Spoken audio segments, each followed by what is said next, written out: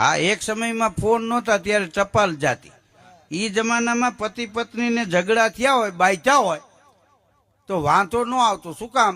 કે અહીં કોઈ એના સાસરીએ માર્યું હોય તો એ બાઈ કોઈક ભણેલ માણસને ગોતે ને 15 પૈસાનું પોસ્ટકાર્ડ લખે ને એ પોસ્ટકાર્ડ 15 દિવસે પૂગે ને ઓયલા ત્યાંથી પોસ્ટકાર્ડ મળ્યા પછી અહીંયા અઠવાડિયે આવે ત્યાં અહીં બધું ટાઠું થઈ ગયું હોય.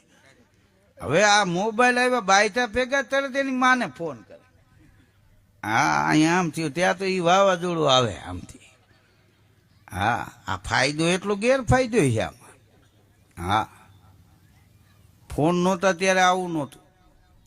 આ ફોન એમાં વોટ્સએપના ફાયદા ગેરફાયદા બે છે ને.